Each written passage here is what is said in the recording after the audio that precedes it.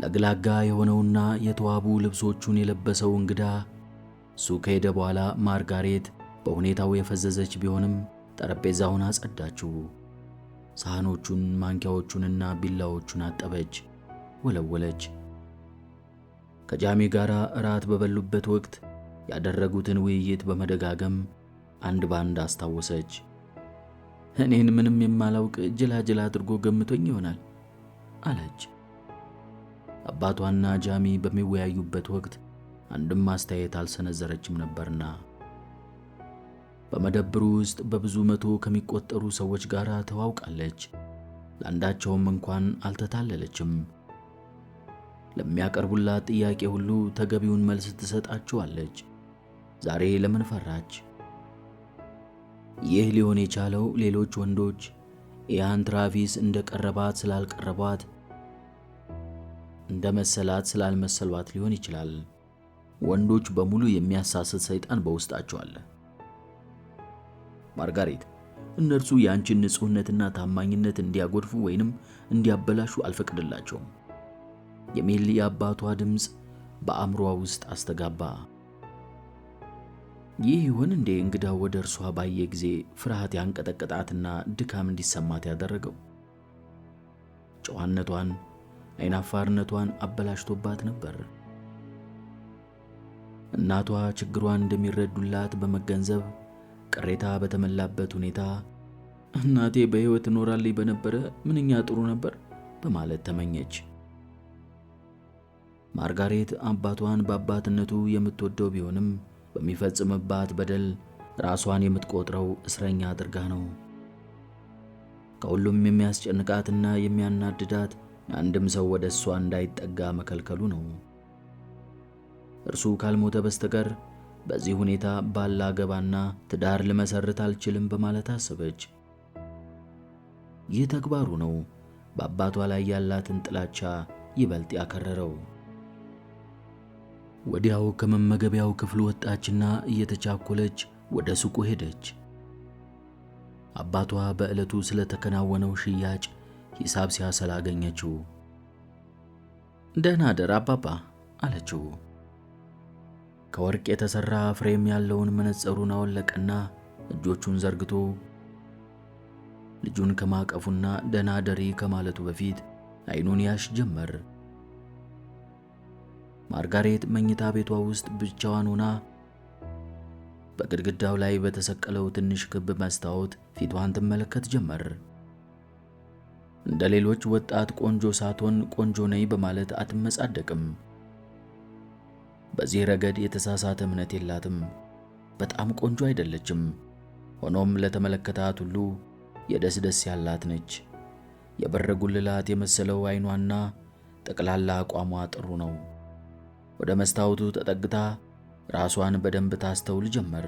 ኢያን ትራቪስ እንኳን ባያት ጊዜ ምን አስተውሎ ይሆን? ልብሷን ማውላለቅ ጀመረች። በዚህን ጊዜ በሐሳቧ ኢያን ትራቪስ በክፍሏ ውስጥ ነበር። በአንክሮና በጉጉት ይመለከታታል። ራቁቷን ሆና ፊቱ ቆመች።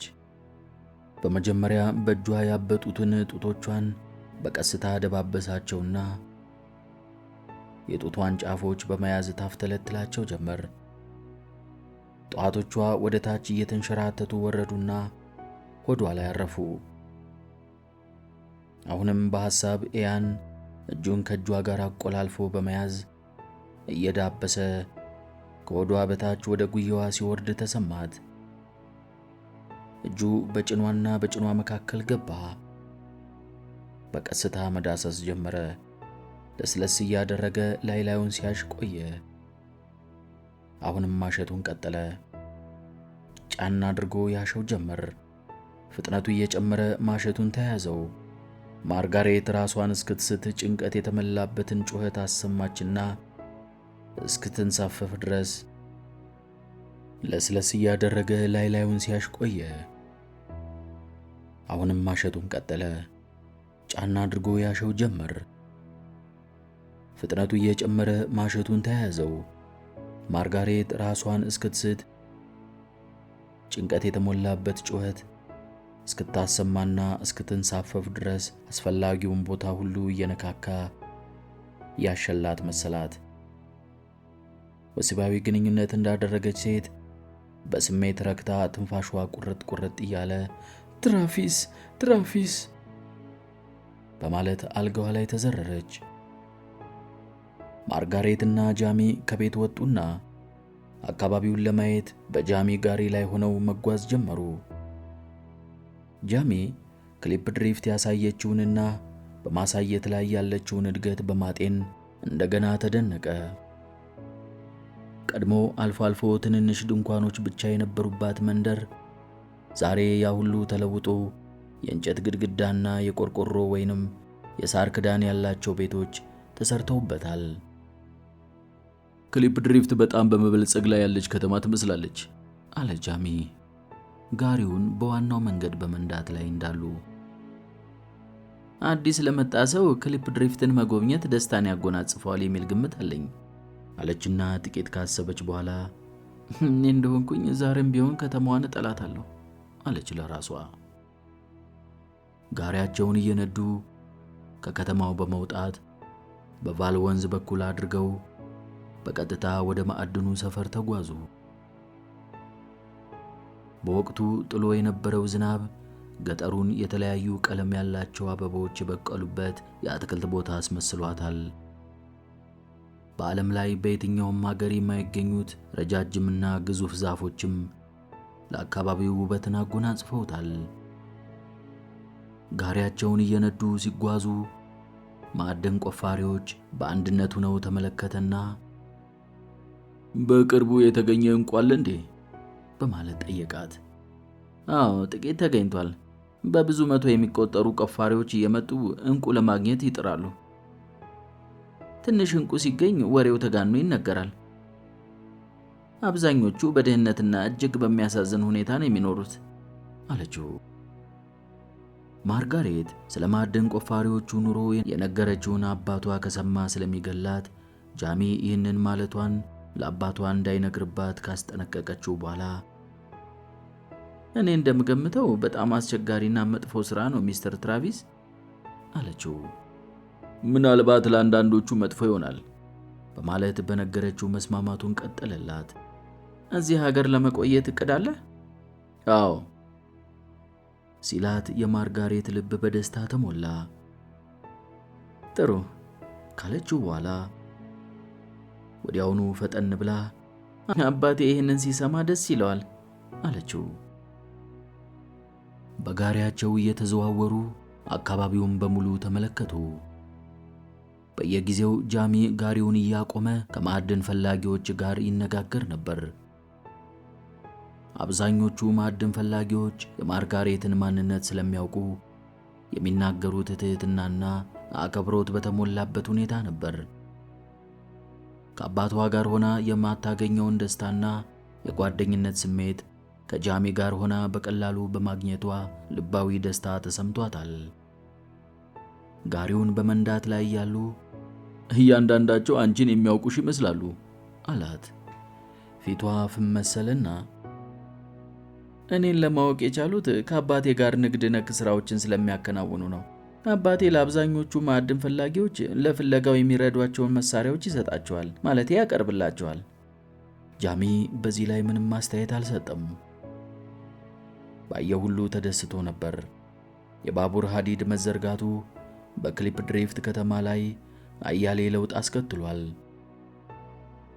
ለመጀመሪያ ጊዜ ዕንቁ የተገኘባቸው ትንንሽ ቦታዎች ባለቤት የነበሩት በብዙ መቶ የሚቆጠሩ ገበሬዎች በአንድነት በመሰባሰብ ባርኔ ባርናቶና ዲበርስ በመባል የሚታወቁ ሁለት የህብረት ሥራ ማህበሮችን አቋቁመው በህብረት እያመረቱ የወል ውጤት ተጠቃሚ ሆነዋል።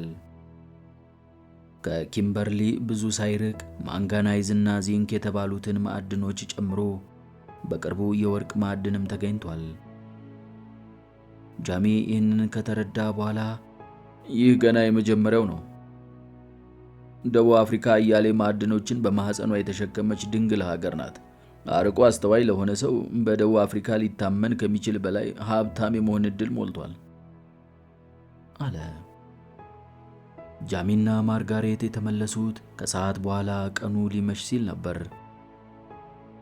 ጃሚ በቫንደር መርዌ መደብር ፊት ለፊት ጋሪውን አቆመና አንቺና አባትሽ ዛሬ ማታ የእኔ እንግዶች ሆናችሁ እራት ብትጋበዙልኝ ከፍተኛ የሆነ ደስታና ክብር ይሰማኝ ነበር ሲላት የማርጋሬት ፊት በደስታ ፈካ።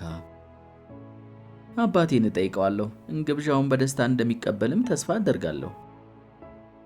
አስደሳች የሆነ ጊዜ አብረን እንድናሳልፍ በማድረግህ በጣም አመሰግናለሁ አለችውና እየሮጠች ሄደች።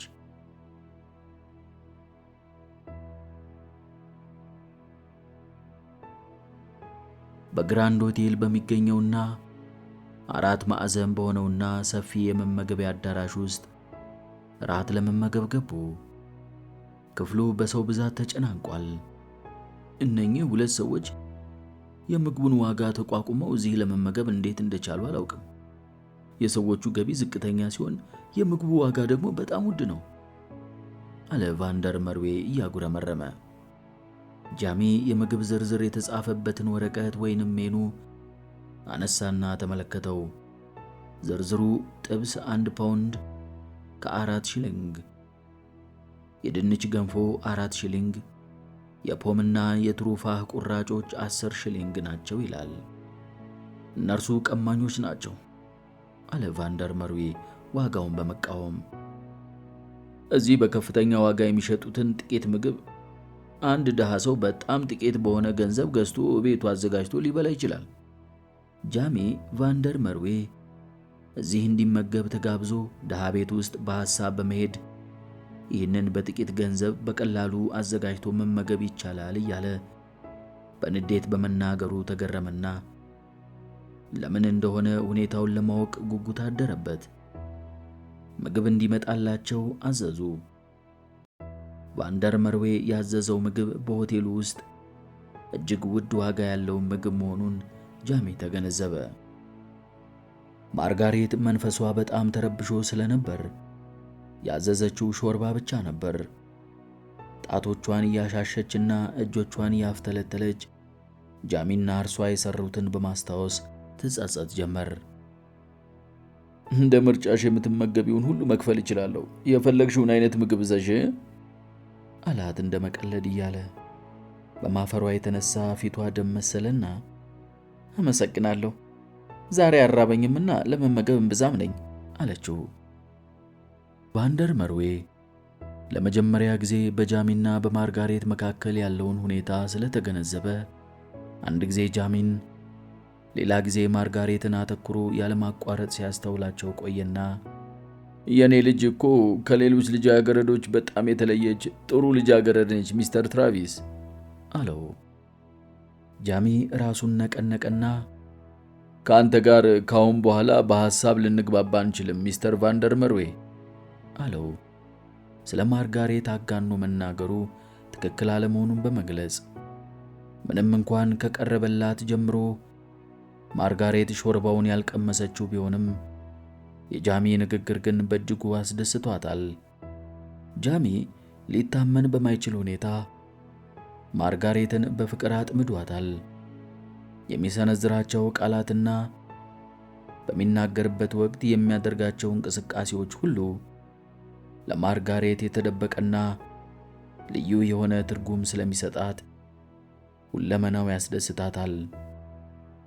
ወደ እርሷ በመዞር ፈገግ ባለ ቁጥር በጣም እንደወደዳትና እንደናፈቃት እንዳፈቀራት ትገምታለች። ኮስተር ያለና ግንባሩን የቋጠረው እንደሆነ ደግሞ ይህ እርሷን የመጥላት ምልክት አድርጋ ታስባለች።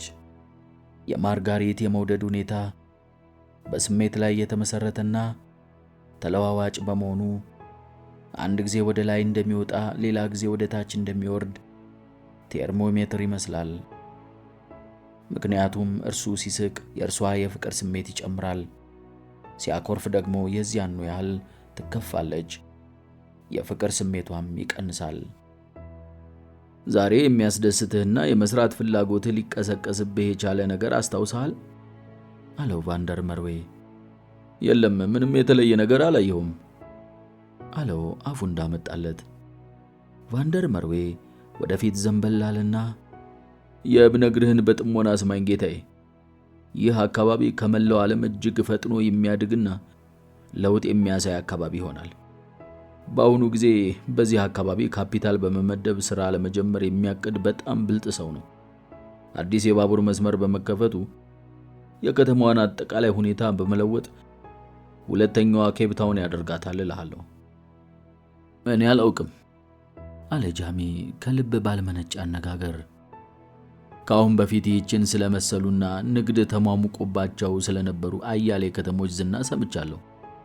ንግዱና ሥራው ዘለቄታ ስለሌለው የኋላ ኋላ ኪሳራ ላይ መጣላቸው አይቀርም። መጨረሻቸው አያምርም። የሌሎችን ሁኔታ እያወቅ ዘለቄታዋ በማያምርና ተስፋ በሌላት ከተማ ላይ ገንዘቤን ላፈስ አልችልም። በክሊፕ ድሪፍት እንዲህ አይነት ሁኔታ አይፈጸምም ካለ በኋላ ማረጋገጫ እንዲሆነው በማሰብ በየጊዜው በዚህች ከተማ ውስጥ የሚገኘው ዕንቁና ወርቅ አስተማማኝ ሀብት መሆኑን ነገረው። ጃሚም ይህ ሁኔታ ለስንት ጊዜ ይቀጥላል በማለት ጠየቀው። መቼም ማንም ቢሆን እስከዚህ ድረስ ነው በማለት ማረጋገጫ ሊሰጥ አይችልም። ቢሆንም ግን ብሎ ንግግሩን ሳይጨርስ ትክክል ነው አለ ጃሚ። በችኮላ አንዳችም ውሳኔ ላይ መድረስ የለብህም በማለት ቫንደር መርዌ ጃሚን ለመነውና እኔ ይህንን የመሰለ ታላቅ ዕድል ስታጣ ማየት አልፈልግም አለው።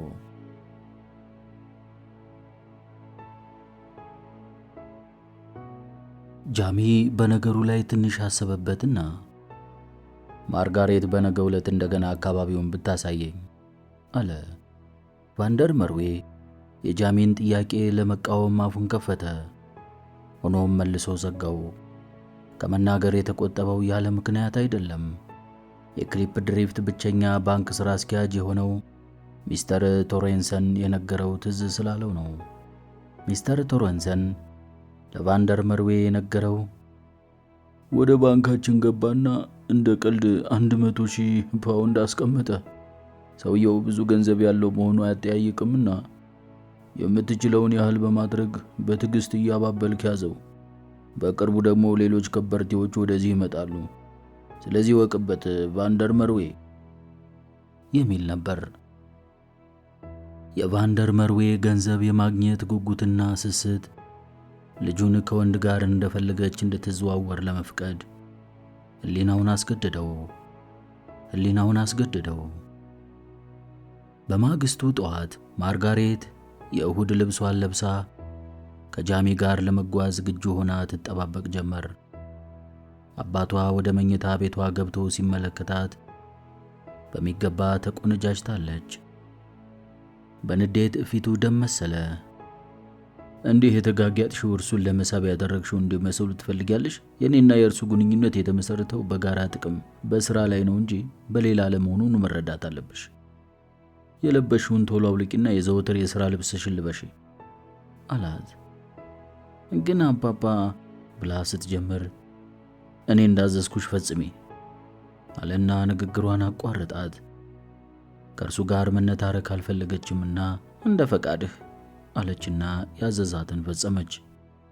ማርጋሬትና ጃሚ ጋሪያቸውን እየነዱ ከሄዱ ከ20 ደቂቃ በኋላ ቫንደር መርዌ ስህተት ሰርቼ ይሆን በማለት ያስብና ይገረም ጀመር። በአሁኑ ጊዜ ጃሚ ጋሪውን የነዳው ከአሁን በፊት ባልሄደበት በተለየ አቅጣጫ ነበር። በየቦታው አዳዲስ ቤቶች ይገነባሉ፣ የልማት ሥራዎች ይካሄዳሉ፣ ሌላም። የማዕድኖቹ ፍለጋ ከቀጠለ የግል ንግድን ከፍቶ መስራቱ ከዕንቁና ከወርቅ የበለጠ ዋጋ ያለው ንብረት በቀላሉ ማግኘት ያስችላል። በከተማው ውስጥ ያልተበላበትንና ማንም ያልተሰማራበትን የንግድ መስክ በማጤን በክሊፕ ድሪፍት የሕዝቡ ብዛት ልማቱንና የንግዱን እንቅስቃሴ እያጨመረው በመሄዱ በዚህች ከተማ ተጨማሪ ባንኮች፣ ሆቴሎች፣ የሴተኛ አዳሪ ቤቶች፣ መጠጥ ቤቶች፣ ሱቆች ወዘተ በተጨማሪ ያስፈልጋታል በማለት አሰበ። የአስፈላጊ ነገሮች ዝርዝር ብዙ ሲሆን የመስራትና የመክበር ዕድሉም በዚያው ልክ ነው። ጃሚ ይህንን ሁሉ ሲያንሰላስል ማርጋሬት ፍዝዝ ብላ አይኑን ትመለከተው እንደነበር ከሐሳቡ ሲነቃ አስተዋለ። ችግር አለ በማለት ጠየቃት። የለም ካለችው በኋላ በፍጥነት ትኩረቷን ወደ ሌላ አቅጣጫ አደረገች። ማርጋሬት ከእርሱ ጋር በመሆኗ ለመጀመሪያ ጊዜ በቅርብ ያገኘችውና ስሜቷ ሊረዳላት የሚችል ሰው መሆኑን ተገንዝባለች። ማርጋሬት ፍቅረኛ የሌላት ብቸኛ በመሆኗ ጃሚን በማግኘቷ ተደስታለች።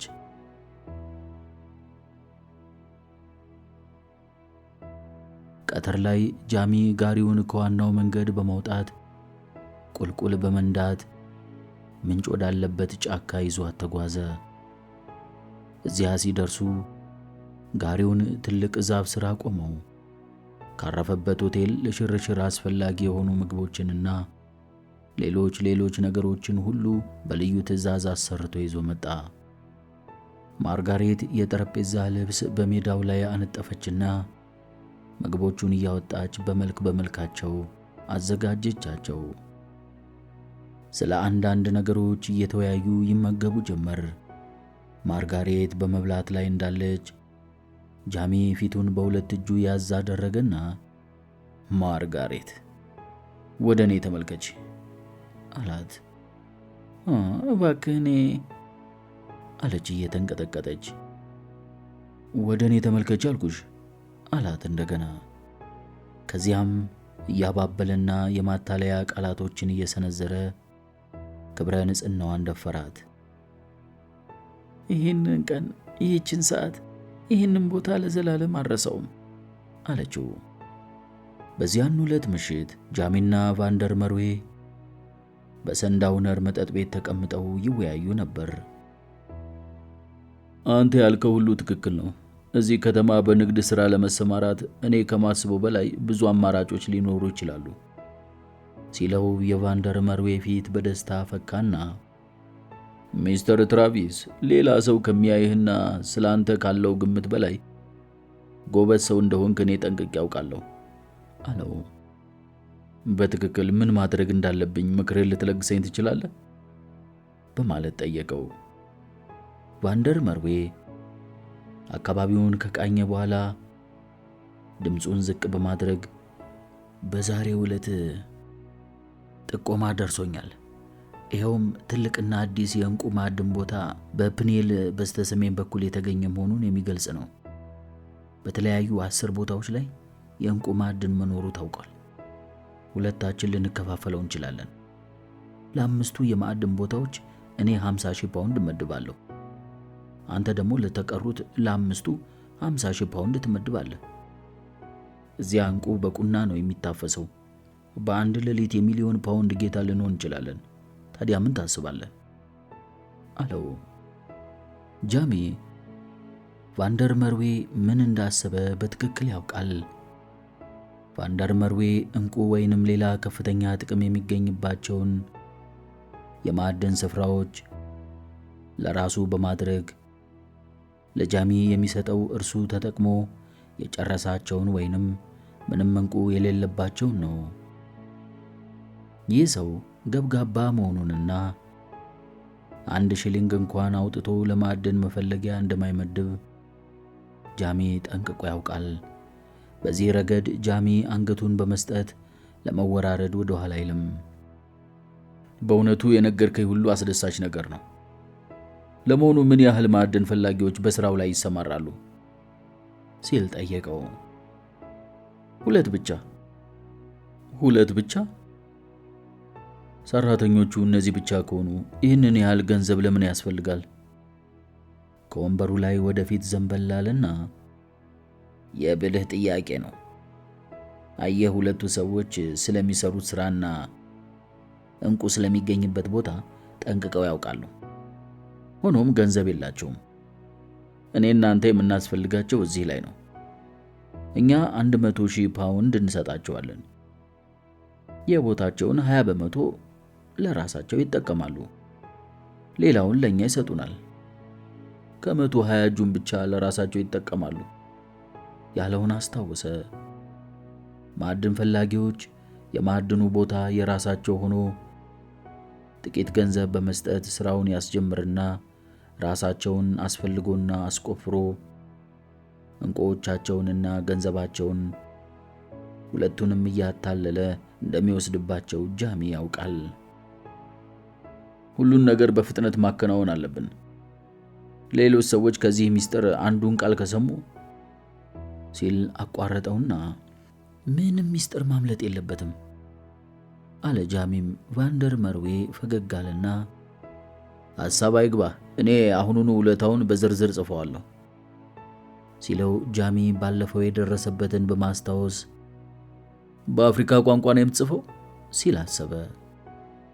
ቫንደር መርዌ ጃሚ እንዳይርቀው በማሰብና በመጀመሪያው ሐሳብ ላይ ኮንትራቱ እንዲፈርምለትና ገንዘቡን እንዲሰጠው ለመገፋፋት በአሁኑ ጊዜ ብዙ ትርፍ የሚያስገኙ ሌሎች ሥራዎችንም አግኝቻለሁ፣ በኋላ እንነጋገርበታለን አለው።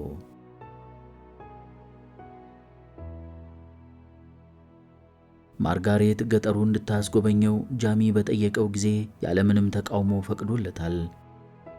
ማርጋሬት ከዕለት ወደ ዕለት የጃሚ ፍቅር እየባሰባት ሄዷል።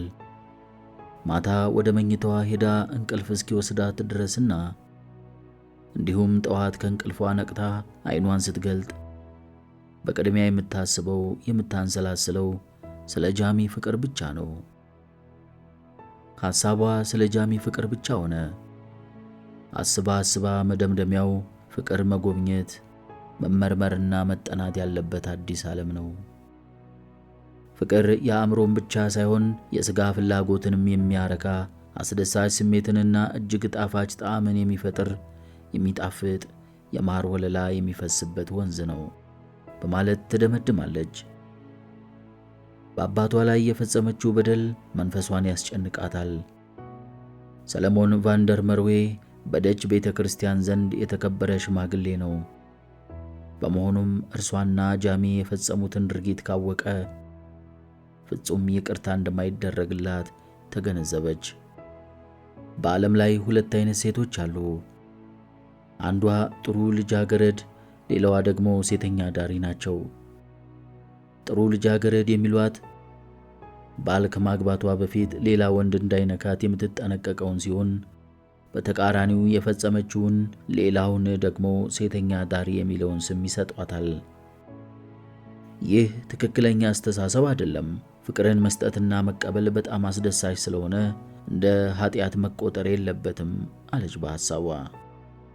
ጉዳዩ እያሳሰባት መጣ። በመጨረሻም መፍትሄ ስለሆነው ስለ ጋብቻ ጥያቄ ማንሳት ተገቢ መሆኑን አመነችበት።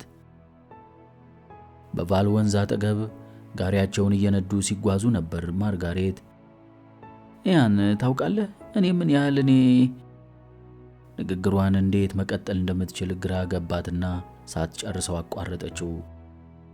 የፈጸምነውን አንተ እኔና በማለት የሰሩትን በሙሉ ከዘገዘገችለት በኋላ ባልተረጋጋ መንፈስ ስለ ጋብቻ ምን ታስባለህ በማለት ጠየቀችው።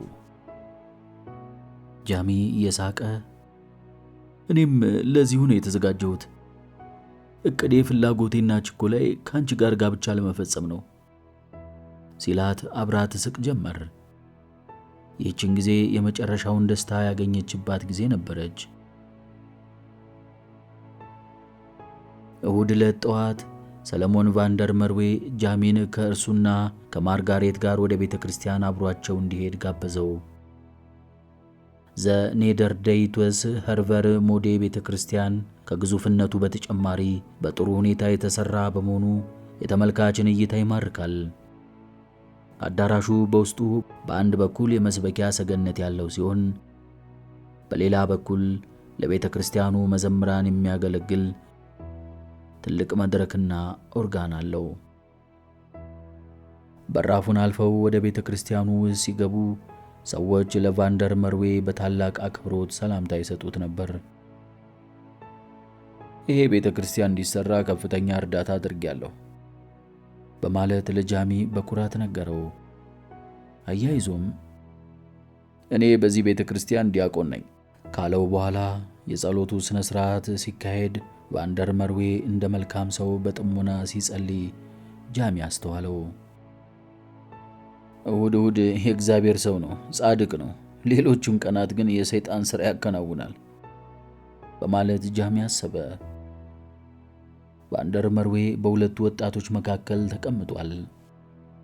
ማርጋሬት ስለ ጃሚ ያሰበች የጸሎቱ ሥነ ሥርዓት ተፈጸመ። መፈጸሙ ጥሩ ነው። የቤተ ክርስቲያኑ አለቃ ስለ ሃይማኖት ያስተምራሉ፣ ይሰብካሉ። ሆኖም እኔ ስለምን እንደማስብ አያውቁም አለችና በሆዷ ሳቀች። በዚያን ዕለት ምሽት ጃሚ ወደ ሰንዳውነር መጠጥ ቤት ሄደ። ስሜት መጠጥ ያስተናግድ ነበር። ጃሚን ሲያየው ፊቱ በደስታ ፈካ። እንደምን አመሸ ሚስተር ትራቪስ፣ ምን ልታዘዝ ጌታዬ? የተለመደውን አለ በማከታተል።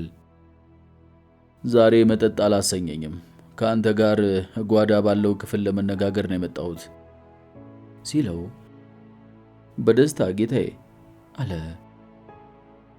ስሜት ገንዘብ ለማግኘት ይህ ጥሩ አጋጣሚ መሆኑን ተገነዘበ። የቡና ቤቱን ሥራ በደንብ ተከታተል በማለት ረዳቱን አስጠንቅቆ ከጃሚ ጋር ወደ ጓዳ ገባ። የቡና ቤቱ ጓዳ በግል ለመጫወቻነት ወይንም ሚስጥር መነጋገሪያነት በጣም ጥሩ ናት። የስሜት ወዳጆች ከሆኑ ታላላቅ ሰዎች በስተቀር ማንም ሰው ወደዚች ክፍል እንዲገባ አይፈቀድለትም። በውስጧ 4 ወንበርና አንድ ክብ ጠረጴዛ አለ። ስሜት ከክቡ ጠረጴዛ መሃል ላይ ያለውን ፋኖስ ለኮሰው። ቁጭ በል አለው ጃሚ። ወንበር ሳባ አድርጎ ተቀመጠና እሺ ጌታዬ፣ እንዴት ነው ልረዳህ የምችለው ሲል ጠየቀው ጃሚን። እንድትረዳኝ ሳይሆን አንተን ልረዳህ ነው የመጣሁት ስሜት አለው። ስሜት በፊቱ ላይ የደስታ ስሜት እየታየበት እውነትህን ነው ጌታዬ በማለት ጠየቀው። አዎ ካለው በኋላ ጃሚ ቀጭን ረጅም ሲጋራ ወጣና አቀጣጠለ። አንተ በሕይወት እንድትኖር ለማድረግ ወስኛለሁ ሲለው በስሜት ፊት ላይ ካሁን በፊት ታይቶ የማይታወቅ ስሜት ይንጸባረቅ ጀመር። እኔ የምትነግረኝ ሊገባኝ አልቻለም ሚስተር ትራቪስ። ትራቪስ አይደለሁም፣ ስሜ ማክግሪጎር ነው። ጃሚ ማክግሪጎር። ታስታውሳለህ? ከ1 ዓመት በፊት እኔ እንድገደል ሁኔታዎችን ሁሉ አመቻችተህ ነበር። መጋዘኑ አካባቢ ቫንደር መርዌ እንዲገሉኝና እንዲያስገድለኝ ሰጥተዋል በማለት በዝርዝር አስታወሰው። ስሜት ሁኔታውን ሲያጠን ተቆጣ፣ ግንባሩ ተቆጣጠረ። ወዲያው በፍርሃት ተዋጠ። ምን እንደምትለኝ የማውቀው ሲል አቋረጠውና አሁን አፍህን ዘግተህ እኔ የምልህን ብቻ አዳምጥ አለው። ከመናደዱ የተነሳ ጃሚ ሲናገር እንደ ጅራፍ ይጮህ ነበር። ጃሚ በስሜት አእምሮ ውስጥ ምን እንደሚሽከረከር ያውቃል። ስሜት ፊቱ የተቀመጠውንና ሽበት በሽበት የሆነውን ሰው አተኩሮ በማየት ማንነቱን ለማስታወስ ይሞክር ጀመር። እኔ ይሄው እንደምታየኝ በሕይወት አለሁ፣ አልሞትኩም።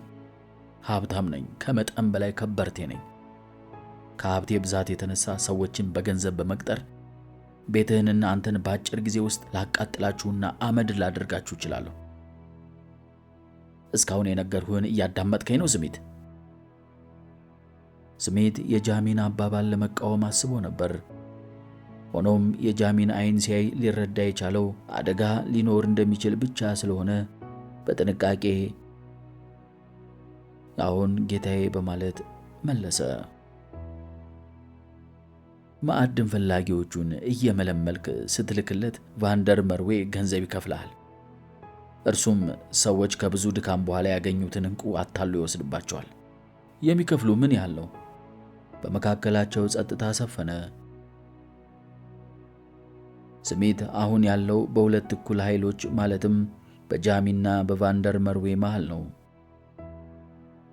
ወደ የትኛው አቅጣጫ እንደሚዘል አያውቅም። ምን ያህል ሲል በድጋሚ ጠየቀው። 2 በመቶ አለው። እኔ 5 በመቶ እሰጥሃለሁ። ከአሁኑ ሰዓት ጀምሮ ማዕድን ቆፋሪዎች ወደ አንተ ሲመጡ በቀጥታ እኔ ዘንድ ትልካቸዋለህ።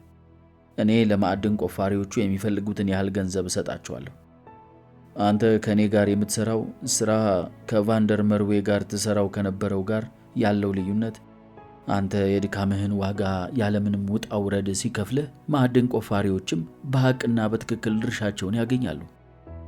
ከቫንደር መርዌ ጋር ስምምነት ቢኖራችሁም እርሱ ከሚያገኘው በትክክል አስቦ ምንም ሳይቀንስ ለአንተ 2% የሚሰጥ ይመስልሃል? በማለት ከጠየቀው በኋላ አንተ ሞኝ ነህ። ስሜት አባባሉ እንደገባው ለመግለጽ በአዎንታ አንገቱን ነቀነቀና ትክክል ተናግረሃል ሚስተር ትራቪስ፣ ሚስተር ማክግሪጎር አሁን ገብቶኛል አለው። ጃሚ ተነስቶ ቆመና ስሜት ወደ ተቀመጠበት ጠረጴዛ ጎንበስ በማለት ቫንደር መርዌ ዘንድ ሄደ ስላደረግነው ጥቂት ውይይት ለመንገር እያሰብክ ነው። አንተ በምታስበው መንገድ ከሁለታችንም ጥቅም ልታገኝ ትችል ይሆናል። በዚህ አይነት ላይ ግን አንድ ችግር አለ ስሜት። ድምፁን እንደሚያንሾካሹክ ሰው ዝቅ አደረገውና ይህንን የምታደርግ ከሆነ የሚጠብቅህ ሞት ነው አለው በዝግታ።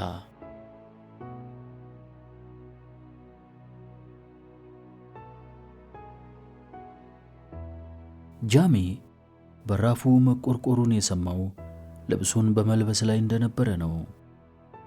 በጸጥታ ሲያዳምጥ እንደገና ተቆረቆረ። በሩን ሲከፍተው ማርጋሬት ቆማ አገኛት። ግቢ ማጊ አላት በማቆላመጥ። ከዚያም ችግር አለ በማለት ጠየቃት። ጃሚ ይህንን የጠየቃት ማርጋሬት ወደ እርሱ መኝታ ክፍል ስትመጣ ይህ የመጀመሪያ ጊዜዋ ስለሆነ ነው። ወደ ውስጥ ገባችና ፊት ለፊቱ ቆመች። ሆኖም የምትፈልገውን ለመናገር ችግር ሆኖ አገኘችው። አልቻለችም። ሌሊቱን ያሳለፈችው አልጋዋ ላይ ጋደም በማለት ማርገዟን ለጃሚ እንዴት አድርጋ እንደምትነግረው ስታወጣና ስታወርድ ነበር። እንቅልፍ ባይኗ አልዞረም። ሁኔታውን ስትነግረው ሁለተኛ ዓይንሽን እንዳላይ እንዳይላት ፈራች። ዓይን ዓይኑን እየተመለከተች ኢያን ካንተ ጸንሻለሁ አለችው። ማርጋሬት ከተናገረች በኋላ በዚህ ምክንያት እርሱን አጣ ይሆናል በማለት በፍርሃት ተዋጠች። ጃሚ በፊቱ ላይ አንዳችም ለውጥ አላሳየም። የነገረችውን አዳምጦ ዝም አለ። ወዲያውኑ በፊቱ ላይ የደስታ ፈገግታ ታየበት። ማርጋሬት ይህንን ስታስተውል ጭንቀቷና ሐሳቧ ሁሉ ተጠራርጎ ጠፋላት። ክንዶቿን በመያዝ በጣም አስደሳች ነገር ነው ማጊ፣ አስደሳች እኮ ነው አላትና ለመሆኑ ለአባትሽ ሁኔታውን ነገርሽው በማለት ጠየቃት። በድንጋጤ ወደ ኋላ ሸሸት ብላ እንዴት ይሆናል እርሱ አለችና ሄዳ ሶፋው ላይ ተቀመጠች። አባቴን አታውቀውም። እርሱ የሰው ሐሳብ የማይገባው ሰው ነው አለችው። ጃሚ በፍጥነት ሸሚዙን ለበሰና ነይ አብረን ሄደን ሁለታችን እንነግረዋለን ሲላት እርግጠኛ ነህ ያን በማለት ጠየቀችው። እኔ በሕይወቴ ከዚህ በላይ በምገባው ቃል እርግጠኛ ሆኜ አላውቅም አላት። ጃሚና ማርጋሬት ወደ ሱቁ ውስጥ ሲገቡ ሰለሞን ቫንደር መርዌ በፀሐይ የደረቀ ቋንጣ እየለካ ለማዕድን ቆፋሪዎቹ ስንቅ እንዲሆናቸው በማከፋፈል ላይ ነበር። ኢያን በጥቂት ጊዜ ውስጥ ወደ አንተ እመጣለሁ፣ ጠብቀኝ አለው። እንዳለውም በሱቁ ውስጥ የሚያከናውነውን ቶሎ ጨርሶ ጃሚ ወዳለበት መጣና በእነኚህ ቀኖች ውስጥ ነገሮች ሁሉ እንዴት ናቸው በማለት ቫንደር መርዌ ጠየቀው። በጣም አስደሳች ነው፣ ያንተ ማጊ ልጅ ልትወልድ ነው አለው። ይህንን ሲሰማ በጣም ተረበሸና እኔ ምን እንደምትል አልገባኝም አለ ቫንደር መርዌ እየተንተባተበ። በጣም ቀላል ነገር ነው፣ ያረገዘችው ከኔ ያስረገዝኳትም እኔው ነኝ አለው። ቫንደር መርዌ ከመናደዱ የተነሳ ፊቱ ተለዋወጠ። ሁለቱንም ከእርሷ ወደ እርሱ አይኑን እያዘዋወረ እየደጋገመ ያያቸው ጀመር። ይህ እውነት ሊሆን አይችልም አለ። ልጁ በፈጸመችው ተግባር በተለያዩ ሐሳቦች አእምሮ ተረብሾ ሊቋቋመው ያልቻለውና አእምሮውን የመታው ብርቅና ድንቅ የሆነችው አንድያ ልጁ ክብረ ንጽሕናዋ በመደፈሩና ይባስ ብሎም በመጸነሷ ነው። ቫን መርዌ ርካሽና ክብሯን የማትጠብቅ ልጅ በመውለዱ በህብረተሰቡ ዘንድ ርካሽ ዘር ያፈራ ተብሎ ሊወራበትና በክሊፕ ድሪፍት መሳቂያና መሳለቂያ ሊሆን ነው። ሆኖም ኢያን ትራቪስ እጅግ በጣም ሀብታም ሰው ነው። እርግዝናዋ ሳይታወቅ ቶሎ ከተጋቡልኝ ሲል አሰበና በቶሎ መጋባት ይኖርባቸዋል፣ መሆንም አለበት አለው። ጃሚ በመገረም ተመለከተውና መጋባት? የደከመበትን እንቁ ድርሻውን እንኳን እንዳይወስድ ለከለከልከው ለአንድ ለማይረባና ደደብ ለሆነ ሰው አንድ ልጅህን ማጊን እንዲያገባት ትፈቅድለታለህ? ሲለው ቫንደር መርዌ ናላው ዞረ። ስለምን እያወራህ ነው ኢያን? እኔ ፈጽሞ ሲል አቋረጠውና የእኔ ትክክለኛ ስም ኢያን አይደለም አለ ጃሚ በማመናጨቅ። አያይዞም እኔ ጃሚ ማክግሪጎር ነኝ፣ እኔን ታስታውሰኛለህ? ሲል ጠየቀው፣ የቫንደር መርዌን ግራ የመጋባት ሁኔታ እያስተዋለ። ላታስታውሰኝ ትችላለህ፣ ያ ልጅ ሞቷል፣ አንተ ገለኸዋል። እኔ ቅም የሚይዝ ሰው አይደለሁም ቫንደር መርዌ፣ ባለመሆኔም የበኩሌን ስጦታ አበርክቼልሃለሁ። በልጅህ ሆድ ውስጥ ዘሬን አስቀምጫለሁ አለው። አባትና ልጁ በድርጊቱ ተደናግጠው በዓይናቸው እየተከተሉት ወጥቶ ሄደ። ማርጋሬት የጃሚን ንግግር ያዳመጠችው በከፍተኛ ድንጋጤ ስለነበር የተናገረው ሁሉ ከልቡ ነው ብላ ለመቀበል በእጅጉ ተቸገረች። እርሷ እንደምታውቀውና እንደምትገምተው ጃሚ በጣም ይወዳታል። አባቷ ጃሚ ከሄደ በኋላ በጣም በሚያስፈራና ከቁጥጥር ውጪ በሆነ ንዴት ተውጦ ወደ ማርጋሬት ዞረና አንቺ ሸርሙጣ፣ አንቺ ሴተኛ ዳሪ እያለ ይጮህባት ጀመር። ሸርሙጣ ውጭልኝ፣ ሴተኛ ዳሪ ከቤት ወጥተሽ ወደምትሄጅበት ሂጂልኝ አላት። ማርጋሬት የተፈጸመው ሁኔታና አባቷም በማድረግ ላይ ያለው ሁሉ ግራ አጋብቷት በጭንቀት ተውጣ ባለችበት ተገትራለች። ኢያን አባቷ ካሁን በፊት በፈጸመበት ድርጊት ማርጋሬትን ወቅሷታል። ኢያን ራሷን የመጥፎ ድርጊት ፈጻሚ ወገን በማድረግ ከአባቷ ለይቶ አላያትም። ከአባቷ ጋር በአንድነት መድቦ መጥፎ ድርጊት የፈጸመችበት አድርጎ ቆጥሯታል።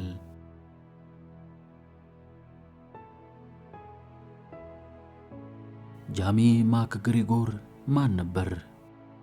ማን ነው እያለች ስታስብ ሂጂ ከፊቴ ሲል ከጮኸ በኋላ በጥፊ መታት።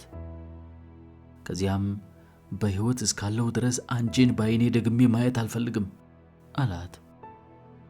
ማርጋሬት አባቷ ከመታት በኋላ ጥፋተኛ መሆኗን በማመን ይመስል ካለችበት አልተንቀሳቀሰችም። ከመደንገጧ የተነሳ ልቧ በኃይል እየመታ ትንፋሿ ቁርጥ ቁርጥ ይል ጀመር። በቁጣ ከለሩን የለወጠውን የአባቷን ፊት ስታስተውል እንዳይገላት በማሰብ እየሮጠች ከሱቅ ወጥታ ሄደች። ሰለሞን ቫንደር መርዌ ባለበት ቆሞ ስትሄድ ተስፋ በቆረጠ ሁኔታ ያስተውላት ጀመር።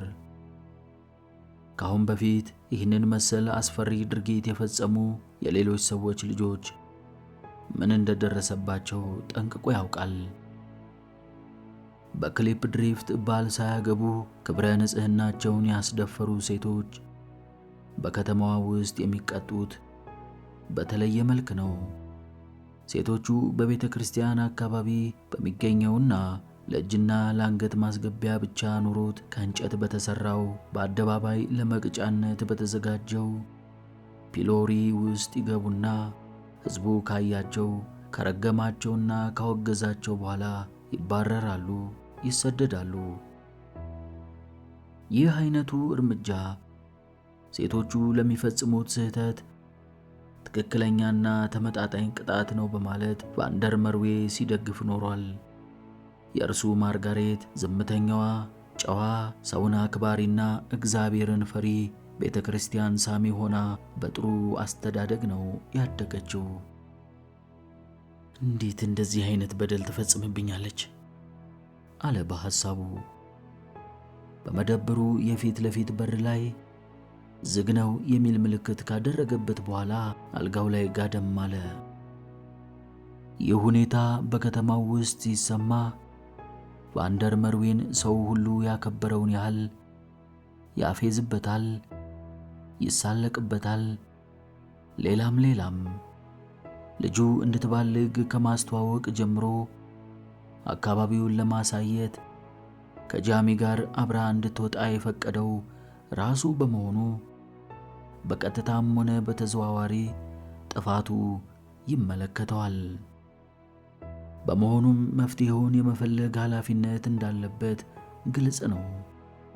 በቅድሚያ ሁኔታውን ማንም ሰው ያልሰማውና ያላወቀው መሆኑን ካረጋገጠ በኋላ ባለጌ ልጁ እስከ መጨረሻው ከፊቱ እንድትጠፋ ማድረግ ሊኖርበት ነው።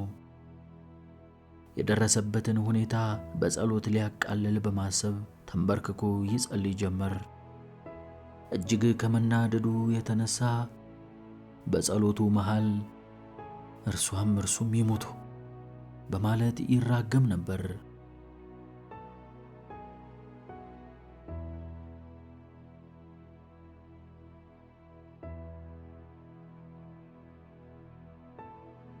ከሰዓት በኋላ ጃሚ ወደ ስሜት ዘንድ ሲሄድ መጠጥ ቤቱ በጠጪዎች ተሞልቷል። ወደ ባንኮኒው ሄደና ፊቱን ወደ ጠጪዎቹ አዙሮ ከቆመ በኋላ እባካችሁ አንድ ጊዜ አድምጡኝ አለ። ይነጋገሩ የነበሩት ሰዎች ጸጥ አሉ። በዚህ ቤት ውስጥ ላሉት ሰዎች በሙሉ መጠጡ በእኔ ሂሳብ ነው አለ። ስሜት ስለተገኘው አዲስ ነገር ለማወቅ ፈልጎ ምንድነው እሱ በማለት ጠየቀ። ጃሚ እየሳቀ የቫንደር መርዌ ልጅ ባል ሳታገባ ስላረገዘች በዚህ ከተማ ነዋሪ የሆነ ማንኛውም ሰው የደስታው ተካፋይ እንዲሆን ተጋብዟል አለ። ስሜት ድምፁን በጣም ዝቅ አድርጎ አቤቱ ኢየሱስዬ ሲል ኢየሱስ እዚህ ውስጥ ምን አገባው? ይሄን የሰራው ጃሚ ማክ ግሪጎር ነው አለው። በአንድ ሰዓት ውስጥ በክሊፕ ድሪፍት ከተማ ነዋሪ የሆኑ ሰዎች ሁሉ ስለተፈጸመው ድርጊት ሰሙ። ወሬው በፍጥነት ተዳረሰ፣ ተሰራጨ። ኢያን ትራቪስ እንዴት ጃሚ ማክ ግሪጎር ሆኖ የቫንደር መርዌ ልጅ ማስረገዝ ቻለ? ማርጋሬት ቫንደር መርዌ የከተማውን ሕዝብ በሙሉ አሞኝተዋለች። አንገተ ሰባራና ዝምተኛ ስለነበረች ይሄን የምትፈጽም ልጅ አትመስልም። ትመስላለች በማለት በጉዳዩ ሰዎች የተለያየ አስተያየት ይሰነዝሩ ጀመር። ጸጥ ያለ ውሃ ጥልቀት አለው። ለመሆኑ እዚህ ከተማው ስንት ወንዶች ተገናኝተዋት ይሆን? ልጅቱ የሚያስደስትና ማራኪ የሆነ ቅርጽ ያላት ናት። እኔም ባገኛት አልጠላም ነበር ሲል፣ ሌላው ደግሞ ለምን አትጠይቃትም? አንድ ጊዜ አስወስደዋለች በማለት ሲመልስለት ሰዎቹ ተሳሳቁ። ሰለሞን ቫንደር መርዌ ከሰዓት በኋላ መደብሩን ትቶ በመሄድ ስለ ሁኔታው በሚያንሰላስልበት ወቅት ለወደቀበት መቅሰፍትና ለሕልውናው ሲል አስቸኳይ መፍትሄ መፈለግ እንዳለበት ተገነዘበ። በሚቀጥለው ባቡር ማርጋሬትን ወደ ኬፕታውን ይልካትና በዚያ ዲቃላዋን ትገላገላለች።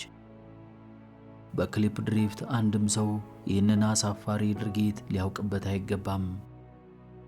ይህን በማጤኑ ማርጋሬትን ፈልጎ ማንም ሚስጥሩን ሳያውቅበትና ሳይነቃበት ወደ ኬፕታውን ለመላክ ከሱቅ ወጥቶ ሄደ። በመንገድ ላይ ሲጓዝ አንድ ሰው አገኘውና እንደምን ዋልክ ሚስተር ቫንደር መርዌ? በመደብርህ ውስጥ ብዛት ያላቸው የሕፃናት ልብሶች እያከማቸህ ነው አለው በማሽሟጠጥና በማንጓጠጥ። ሌሎችም በመንገድ ላይ የሚያገኙት ሁሉ በነገር ይለበልቡት ጀመር። ሰላም ሰለሞን፣ በቅርቡ ለታላቅ መደብርህ ረዳት ሰራተኛ የሚሆን ትንሽ ልጅ እንደምታገኝ ሰማሁ። ሌላው ደግሞ ሃሎ ሰለሞን፣ አንድ የወፍ ጠባቂ በቫትል ወንዝ አካባቢ አዲስ የወፍ ዝርያ ማየቱን ሰማሁ አለው። ቫንደር መርዌ ጉዞውን ቢቀጥል የበለጠ ስድብ፣ ቅሌትና ውርደት እንደሚያጋጥመው ተረዳና ወደ ቤቱ ተመልሶ በሩን ቀርቅሮ ተኛ።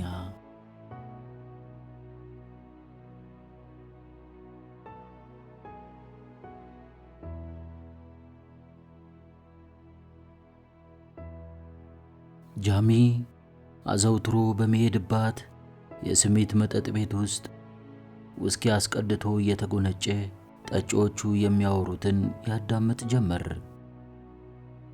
እስከ ዛሬ ድረስ በክሊፕ ድሪፍት ከተፈጸሙት ሁኔታዎች ሁሉ በጣም አሳፋሪ ሁኔታ የተፈጸመ በመሆኑ የማርጋሬት ሁኔታ ከተሰማበት ዕለት ጀምሮ መላው የከተማዋ ነዋሪ በጋለ ስሜት ይወያይበትና ይከራከርበት ነበር። ጃሚ በመጠጥ ቤቱ ውስጥም የሚያዳምጠው ይህንኑ ነው። በዚህ ወቅት ባንዳ ምነው አጠገቤ ወይም አብሮኝ በነበረ በማለት አሰበ። ይህ ቫንደር መርዌ በባንዳ እህት በጃሚና በሌሎቹ ቁጥራቸው እጅግ ብዙ በሆነና የድካማቸውን ዋጋ በማታለል ለቀማቸው ሰዎች መበቀያ ብቁ ነውን? ይህ ቫንደር መርዌ ለሰራቸው ግፎች የመጀመሪያውና እጅግ ትንሹ ብቀላ ነው።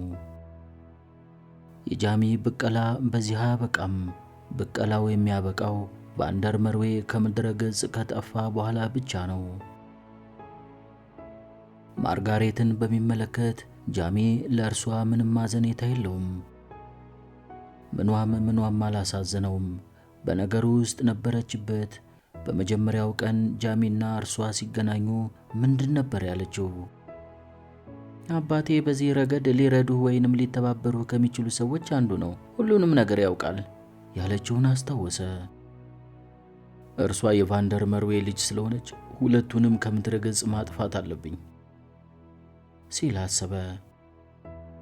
ስሜት ጃሚ ወደ ተቀመጠበት ስፍራ መጣና ለአንድ ደቂቃ ያህል ላነጋግርህ እችላለሁ ሚስተር ማክግሪጎር በማለት ጠየቀው። ምን ነበር ሲል ጠየቀው ጃሚ። ስሜት በትክክል ለመናገር ጉሮሮውን ጠራረገና ሁለት ማዕድን ቆፋሪዎችን አግኝቻለሁ። እነርሱም በፒኔል አካባቢ 10 የማዕድን ጉድጓዶቹን ያገኙ ስለሆነ እንቁ ለማምረት ተዘጋጅተዋል። ሆኖም ለስራቸው አስፈላጊ የሆኑትን ዕቃዎች ለመግዛት ገንዘብ የላቸውም። ገንዘብ የሚሰጣቸውና በሽርክና አብሯቸው የሚሰራ ሰው ይፈልጋሉ። አንተ ምናልባት በሁኔታው ተስማምተህ በገንዘብ ለመርዳት ፈቃደኛ ትሆናለህ የሚል ግምት አለኝ አለው። ስለ እነዚህ ሰዎች ነበር ካሁን በፊት ከቫንደር መርዌ ጋር ተነጋግረህ የነበረው ሲል ጠየቀው። ሁኔታውን እንዴት ደረሰበት በማለት ይመስላል ስሜት በመገረም ራሱን አወዛወዘና ግምትህ ትክክል ነው ጌታዬ። ሰዎቹ ከቫንደር መርዌ ጋር እንዲገናኙ በቅድሚያ ፈልጌም አድርጌምም ነበር። ሆኖም አንተ ያቀረብክልኝን አማራጭ እንዲሁም እድሉን ብዙ ካሰብኩበት በኋላ ከአንተ ጋር መስራቱ ጠቃሚ ሆኖ ስላገኘሁት ሰዎቹን አንተን ለማገናኘት ወሰንኩኝ አለው። ጃሚ ሲጋራ ከኪሱ ሲያወጣ ስሜት በአትኩሮት ተመለከተው። ለማቀጣጠል በመጣደፍ ላይ እንዳለ አስተዋለውና የእኔን ሲጋራ ለማቀጣጠል በማድረግ ላይ ያለኸውን ትተህ የመጀመሪያው ንግግርህን ቀጥል አለው። ስሜትም ንግግሩን ቀጠለ። በክሊፕ ድሪፍት ሴተኛ ዳሪነት የተጀመረው በድንገትና በዘፈቀደ ሲሆን የሚያስገኘው ጥቅም አነስተኛ ነበር። በመጀመሪያ የነበሩት ሴተኛ አዳሪዎች በአብዛኛው ጥቁሮች ነበሩ።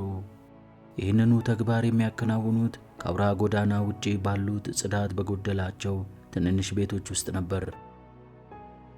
ወደዚች ከተማ የመጣችው የመጀመሪያዋ ነጭ ሴተኛ አዳሪ በትርፍ ጊዜዋ በቡና ቤት ውስጥ በአሻሻጭነት እያገለገለች ነበር የሴተኛ አዳሪነትን ሕይወት ትመራ የነበረው። በዚህ አካባቢ እንቁ በየጊዜው በመገኘቱ የተነሳ ሰራተኛው ሀብታም ሲሆንና ከተማዋ ስትበለጽግ የነጭ ሴተኛ አዳሪዎች ቁጥርም ጨመረ። በአሁኑ ጊዜ ከተማዋ ውስጥ 6 የሚሆኑ የሴተኛ አዳሪ ቤቶች ያሉ ቢሆንም ጽዳታቸውና የቤቱ ሁኔታ እምብዛም ነው። የማዳም ኤግነስ ባለ 2 ፎቅ ቤት ግን በጣም ዘመናዊ የተከበረ መጠጥ ቤት በመሆኑ ከሌሎቹ የተለየ ነው። የሚገኘው በብሬን ጎዳና ላይ ነው። በከተማው ውስጥ በትዳር የሚኖሩ ሴቶች በዚያ በኩል ማለፍ አይፈልጉም። እጅግ የሚያስቀይምና የሚያበሳጭ ተግባር ይፈጽሙበታልና። የእርሷ ሆቴል ትዳር ባላቸው ወንዶችና ከውጪ በእንግድነት በሚመጡ ሰዎች ዘወትር ይጎበኛል። ዋጋው በጣም ውድ ነው። ሴቶቹ ወጣቶች ከመሆናቸውም በቀር ከሌላ ከተማ የመጡና ለገንዘብ ከፍተኛ ግምት የሚሰጡ በመሆናቸው የሚቀርቧቸውን እንግዶች በደንብ አስደስተውና አስተናግደው ይሸኛሉ። መጠጦች በተለየና በደንብ ባጌጠ ሳሎን ውስጥ ነው የሚሸጡት። ማንኛውም ጠጪ በዚያ ቤት ውስጥ ስነ ስርዓት አክባሪ መሆን አለበት። ካላከበረ አገልግሎት አይሰጠውም። ይህ የማዳም ኤግነስ መመሪያ ነው። ማዳም ኤግነስ ደስተኛና ዕድሜዋም ከ35 እስከ 36 ዓመት የሚገመት ነው። ማዳም ኤግነስ በለንደን ሴተኛ ዳሪ በነበረችበት ወቅት ስለ ደቡብ አፍሪካ በተለይም የማዕድን ስፍራ በሆነችው በክሊፕ ድሪፍት እንቁ ስለሚገኝ ገንዘብም በቀላሉ ማግኘት እንደሚቻል ይወራ ከነበረው በመረዳቷ ወደዚህ ለመምጣት ቻለች። ሀገሯ ሆና በቂ ገንዘብ አጠራቅማ ስለነበር ወደ ክሊፕ ድሪፍት እንደመጣች የራሷን ድርጅት አቋቋመች። ሞቅ ያለ ገበያ የተጀመረው ከከፈተችበት ጊዜ አንስቶ ነው። ማዳም ኤግነስ ራሷን የምታኩራራና ትምክተኝነት የሚያጠቃት ሴት ነች። ጃሚ ማክ ግሪጎር ደግሞ ለማዳም ኤግነስ ግራ የሚያጋባ ሰው ሆኖባታል። ጸባዩን ልትጨብጠውና ልታውቀው አልቻለችም። ብዙ ጊዜ ወደ ቤቷ ይሄዳል። ገንዘብ እንደ ልብ ያወጣል። አለባበሱ፣ አቀራረቡና አስተያየቱ ሁሉ ሴቶችን የሚማርክና የሚያስደስት ቢሆንም ከሴቶቹ ጋር ግንኙነት ከማድረግ ግን የተቆጠበ ነው። ማዳም ኤግነስን የማረካት የጃሚ አይን ነው። እርሷ ጃሚን የወደደችው ቢሆንም ዘወትር ወደ ቤቷ እንደሚመጡት ሌሎች ሰዎች አሁን ስላለበት ሁኔታም ሆነ ስላለፈው ታሪኩ ተናግሮ አያውቅም።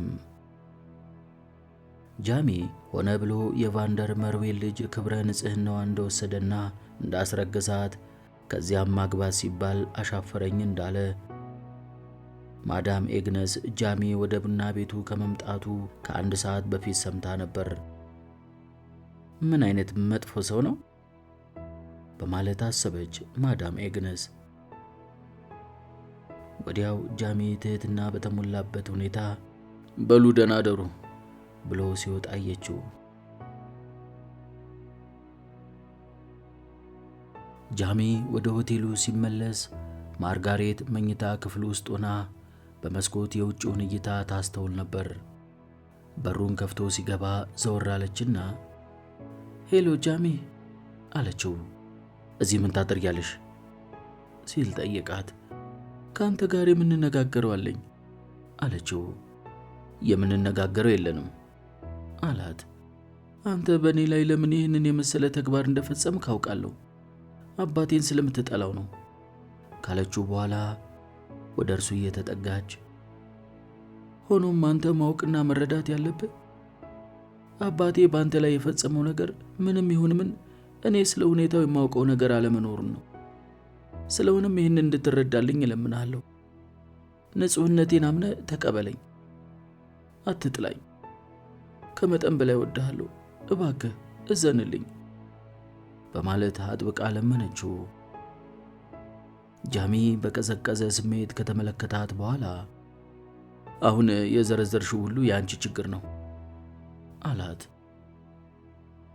በእኔ ላይ ይህንን የመሰለ አመለካከት አይኑርህ። እኔ እንደምወድህ አንተም ትወደኛለህ ስትል አያዳምጣትም ነበር። ቀደም ሲል ወደ ደቡብ አፍሪካ መጥቶ ከሊፕ ድሪፍት እንደደረሰ ከቫንደር መርዌ ጋር ከተፈራረመ በኋላ ወደ ፖደርስፓን ጉዞ አድርጎ በደረሰበት ችግር ሊሞት እንደተቃረበ ማዕድን ወዳለባቸው ወንዞች አካባቢ ያደረገው ጉዞ አያሌ መሰናክሎችንና ችግሮችን ካለፈ በኋላ በመጨረሻ ዕንቁ ለማግኘት መቻሉ ዕንቁዎቹን አምጥቶ ለቫንደር መርዌ እንዳስረከበውና ድርሻውን እንዲሰጠው ሲጠይቀው አንተ ልጅ እኔ የነገርሁህን በትክክል አልተረዳኸኝም። እኔ በሽርክነት የሚሠራ ሰው አልፈልግም። አንተን በደሞዝ ነው የቀጠርኩ።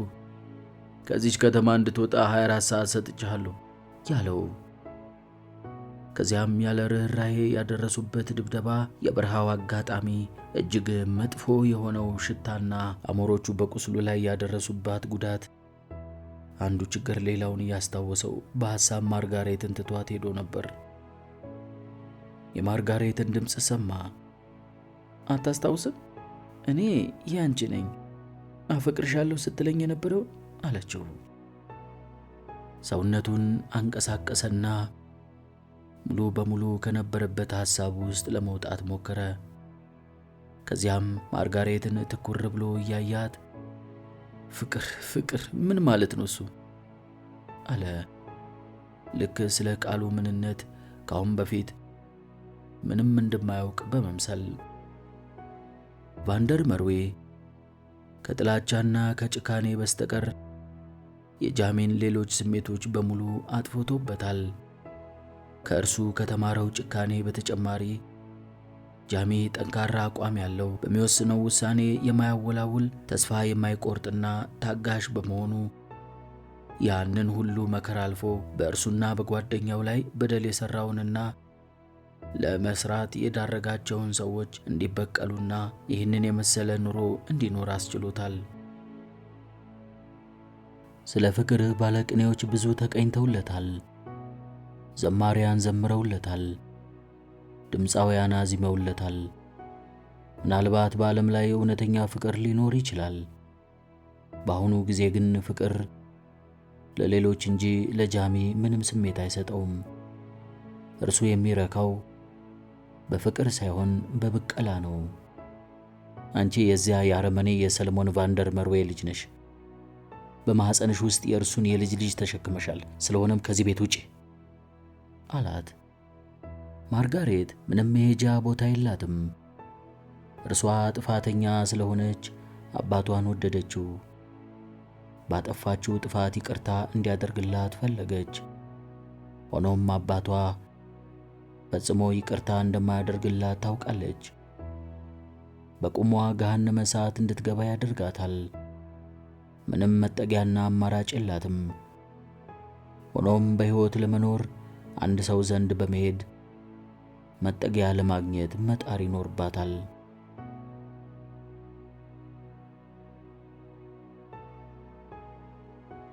ማርጋሬት ከሆቴሉ ወጥታ የአባቷ መጋዘን ወደሚገኝበት አቅጣጫ ትጓዝ ጀመር። በመንገድ ስትሄድ እያንዳንዱ ሰው አፍጦ እንደሚያያትና ስለ እርሷም እንደሚነጋገሩ ተሰምቷታል። አንዳንዶቹ በአግቦ እየተናገሩ ፈገግ ይላሉ። የሰዎችን ሁኔታ ብታጤንም የተጓዘችው ያለምንም ጭንቀት አንገቷን ቀና አድርጋ ነው። መጋዘኗ አጠገብ እንደደረሰች ወደ ውስጥ ለመግባት ስታመነታ ቆይታ እንደምንም ድፍረት አገኘችና ገባች። በመጋዘኑ ውስጥ ማንም ሰው የለም። አባቷ ከጓሮ በኩል ብቅ አለ። አባዬ አለችው። አንቺ ብሎ ወደ እርሷ ሲጠጋ ውስኪ የጠጣ መሆኑን ከትንፋሹ ጠረን አወቀች።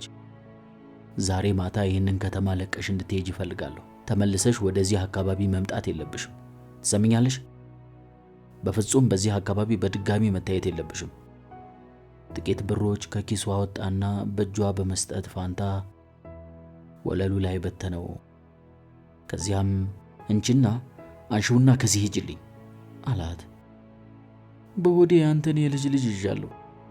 የተሸከምሽው የሰይጣን ልጅ ነው አላትና የእጆቹን ጣቶች ለቦክስ ጨብጦ በማዘጋጀት ተጠጋት። አንቺ ክብርሽን አዋርደሽ እኔንም ካዋረድሽ በኋላ በዚህ ከተማ በትቀመጪ ሰዎች አንቺን ባዩ ቁጥር የከሊት አባት እያሉ ስሜን ስለሚያነሱ በየዕለቱ በሰዎች ዘንድ ያለኝን እምነትና ክብር እየቀነሰ ስለሚሄድ በሴተኛ ዳሪ ደረጃ የተጠራሽው ሴት ከዚህ አካባቢ መጥፋት አለብሽ። አንቺ ከዚህ ሀገር ከሄድሽ ነገር ዓለሙን ይረሱታል። አይኑን በማየት ለረጅም ጊዜ በእርጋታ ካዳመጠችው በኋላ ወዴት እንደምትሄድ ሳታውቅ ደፋ ቀና እያለች ከቤት ወጥታ ሄደች። ገንዘቡን ሴተኛ ዳሪ እያለ ጮህና በመጨረሻም ገንዘቡን ረስተሽው ሄድሽ?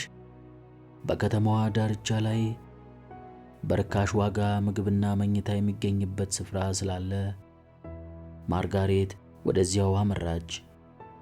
አእምሯ በንዴት ጦፏል። እዚያ እንደደረሰች የቤቱ ባለቤት ወደ ሆነችው ወደ ሚስ ኦዌንስ ዘንድ ሄደች። የሚስ ኦዌንስን የፋፋ ሰውነትና የደስደስ ያለው ፊቷን የተመለከተ የ50 ዓመት ዕድሜ ያላት ሴት ናት ብሎ ለማመን በእጅጉ ይቸገራል። ሚስ ኦዌንስን ባለቤቷ ወደ ክሊፕ ድሪፍት ካመጣት በኋላ ጥሏት ጠፍቷል። ማርጋሬት ወደ ሚስ ኦዌንስ ዘንድ ስትቀርብ ተስፋ ቆርጣ ነበር። ሚስ ኦዌንስ ግን ችግርን የቀመሰች በመሆኗ የተቸገሩ ሰዎችን መርዳት የምትወድ ሴት ነች። በዚች ከተማ ስትኖር አያሌ ጥሩ ሰዎች ለችግር ተጋልጠው አይታለች። ነገር ግን በአሁኑ ጊዜ እፊቷ ከቆመችው የ17 ዓመት ወጣት የበለጠ ችግር የደረሰባትን ሴት አጋጥሟት አያውቅም። ከኔ የምትፈልጊው አለን? በማለት ጠየቀቻት።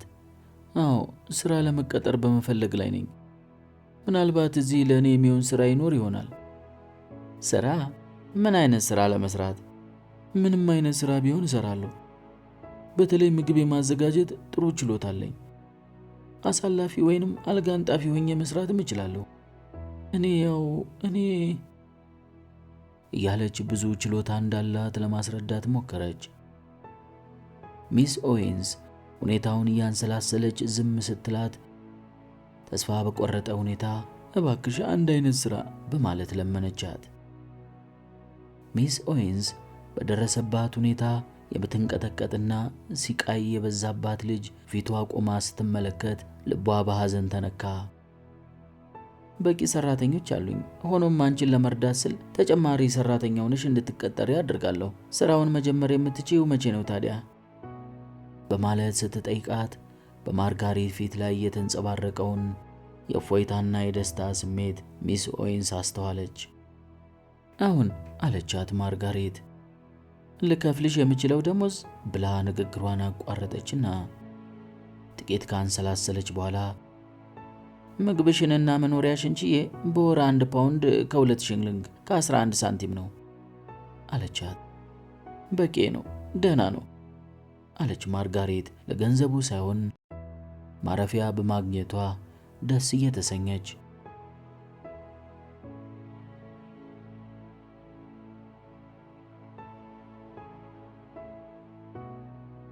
ሰለሞን ቫንደር መርዌ በክሊፕ ድሪፍት አውራ ጎዳናዎች ላይ ብዙ ጊዜ አይታይም። ደንበኞቹ በየጊዜው ወደ መደብሩ ሲሄዱ በመደብሩ በር ላይ ቀኑን ሙሉ ዝግ ነው የሚል ምልክት ተለጥፎ በማየታቸው ወደ ሌላ ቦታ በመሄድ መገበያየት ጀምረዋል።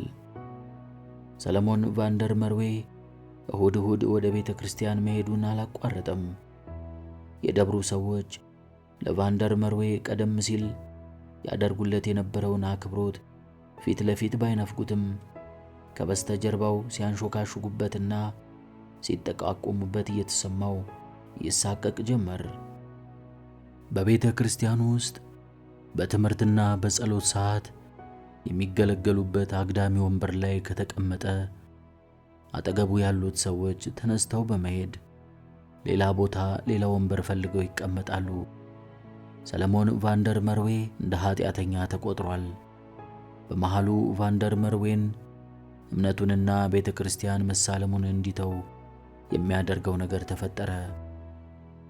አንድ ሰንበት ትምህርት ሲሰጥ የቤተ ክርስቲያኑ አለቃ ከሕዝቅኤልና ከሌቪቲከስ በመጥቀስ ልጆቻቸውን ለገንዘብ ሲሉ ዝሙት እንዲፈጽሙ የሚገፋፉ ሰዎች ኃጢአተኞች መሆናቸውን መስበክ ሲጀምሩ በቤተ ክርስቲያኑ ውስጥ ያሉ ሰዎች በቫንደር መርዌ ላይ ተጠቃቀሱበት።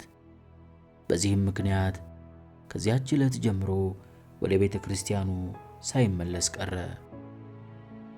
የቫንደር መርዌ ንግድ ሲቀዘቅዝና ሲከስር፣ በአንጻሩ ጃሚ ማክግሪጎር እየበለጸገ ከበርቴ እየሆነና በየዕለቱ ሀብቱ ከፍ እያለለት ሄደ። ማዕድን ፈላጊዎች ወደ ከርሰ ምድር ርቀው ሲቆፍሩ ማዕድን ለማግኘት የሚመደበው መዋዕለ ንዋይ እየጨመረ ሄደ። ቀድሞ በቀላሉ ዕንቁ ይገኝ ነበር። አሁን ግን በጥልቀት ካልተቆፈረ ማግኘት አልተቻለም። ቫንደር መርዌ ወጪውን ሸፍኖ ሊያሰራቸው ስላልቻለ መሳሪያዎችን ለመግዛት በገንዘብ ረገድ ከጎናቸው የሚቆም ሰው መፈለግ ግድ ሆነባቸው። ጃሚ ማክግሪጎር በገንዘብ ለመርዳት ፈቃደኛ መሆኑ በከተማዋ ውስጥ ስለተሰራጨ የገንዘብ እገዛ የሚፈልጉ ማዕድን ቆፋሪዎች ወደ እርሱ ዘንድ መጡ። በገንዘብ እየረዳ በሽርክነት ይሠራ ጀመር። ታማኝ ከመሆኑም በላይ ድርሻቸውን በትክክል ስለሚሰጣቸው ተወዳጅነትን አተረፈ። የጃሚ ጨዋነት በየቦታው ስለተሰማ ብዛት ያላቸው ሰዎች ወደ እርሱ ይመጡ ጀመር። በከተማዋ ውስጥ 2 ባንኮች አሉ። አንደኛው ባንክ በአስተዳደሩና በአመራሩ የሙያ ደካማነት የተነሳ ኪሳራ ደረሰበትና ሊዘጋ ተቃረበ። ይህን ሁኔታ እንደሰማ ወዲያውኑ ባንኩን ገዛውና የራሱ የሆኑ ሰዎችን መመደቡን የባንኩን ሥራ እንዲያካሂዱ አደረጋቸው። ጃሚ ባንኩን በግል ገንዘቡ ይግዛው እንጂ በንግድ ውሉ ውስጥ የእርሱን ስም አላስገባም ነበር። የሚሰማራበት የንግድ ሥራ ሁሉ ትርፍ የሚያስገኝና የሚያበለጽግ ሆነ። በልጅነቱ ይመኘውና ያስበው ከነበረው በላይ ከበርቴ ሆነ። ገንዘብ፣ ዕንቁና ወርቅ አካበተ። ይህ ሁሉ ሀብት ያለው ቢሆንም ለእርሱ ይህ ከፍላጎቱ ጥቂት ክፍል ነውና ሙሉ በሙሉ እርካታ አላገኘም። የእርሱ ምኞት የሚሟላውና እርካታውንም የሚለካው በሀብት፣ በንብረት፣ በአጠቃላይም ታላቅ ከበርቴ በመሆኑ ሳይሆን የሰለሞን ቫንደር መርዌን የመጨረሻ ውድቀት ማየት ሲችል ብቻ ነው። ቂሙን መወጣቱን በማርጋሬት ጀምሮ ንግዱን ጭምር አዳከመበት እንጂ ቫንደር መርዌን ጨርሶ አላጠፋውም። ብቀላው ተጀምሯል እንጂ አልተጠናቀቀም። ጃሚ ማርጋሬትን በመንገድ ላይ አልፎ አልፎ ቢያያትም የሚያልፈው ችላ እያላት ነበር። ከሆቴሉ ካባረራት ወዲህ ምን አይነት ሁኔታ ላይ እንደምትገኝ የሚያውቀው ነገር የለም። ማርጋሬት አንድ ቀን በመንገድ ላይ ስትሄድ ጃሚን አየችው። ከድንጋጤዋ ብዛት መተንፈስ እንኳን ተሳናት። ሁኔታው እስኪስተካከልላትና ራሷን እስክታውቅ ድረስ ባለችበት መቆም ነበረባትና ቆመች። ያንን ያህል በድሏት እርሱ በፈጸመባት ድርጊት የተነሳ ያ ሁሉ ስቃይና ውርደት ደርሶባት ዛሬም ቢሆን ጃሚን ከመጠን ያለፈ ትወደዋለች። ይህንን ፍቅሯን ምንም አይነት ነገር ምን ጊዜም ሊለውጠው አይችልም። አባቷን ለመቅጣትና ለመበቀል ሲል የእርሷን ሰውነት የተጠቀመባት ቢሆንም ሁኔታው በሁለት ወገን በኩል ስለት ያለው ጎራዴ እንደሆነ ተገንዝባለች። በቅርቡ ያረገዘችውን የጃሚን ልጅ ትገላገላለች። ያንን ሕፃን ልጅ ባየና የራሱን የሥጋና የደም ክፋይ ባስተዋለ ጊዜ እርሷን ያገባትና ለልጁም ስም ያወጣለታል። እርሱን ካገባች ሚስ ጃሚ ማክግሪጎር ተብላ ትጠራለች። ከዚያም በኋላ በዓለም ላይ ከዚህ የበለጠ እንድታገኝ አትጠይቅም። ማታ ማታ ማርጋሬት ከመተኛቷ በፊት ሆዷን እያሻሸች ድምጿን በጣም ዝቅ አድርጋ በማንሾካሾክ አንተ የኛ ልጅ ትላለች። ያረገዘችው ወንድ ይሁን ሴት ሳታውቅ በወንድነት እየጠራች መናገሯ ምናልባት ሞኝ ሊያሰኛት ይችል ይሆናል። ነገር ግን ወንዶች ወንድ ልጅ ሲወለድላቸው ደስ እንደሚላቸው ስለምታውቅና ጥሩ መመኘት ጥሩ አማራጭ ነው ብላ ስላሰበች በወንድ ስም ትጠራዋለች። የማህፀኗ መጠን ሲጨምር ማርጋሬት በጣም ፈራች። በመሆኑም ሁኔታውን ለሴቶች ማማከር ፈለገች። ሆኖም በከተማው ውስጥ ያሉት ሴቶች በሙሉ አያነጋግሯትም። ሃይማኖታቸው ባል ሳታገባ ክብረ ንጽሕናዋን የምታስደፍርን ሴት ያለ ርኅራኄ ያለ ምሕረት መቅጣትን አስተምሯቸዋልና። ማርጋሬት በማታውቃቸው ሰዎች ተከባ በብቸኝነት እየተሰቃየች ነው።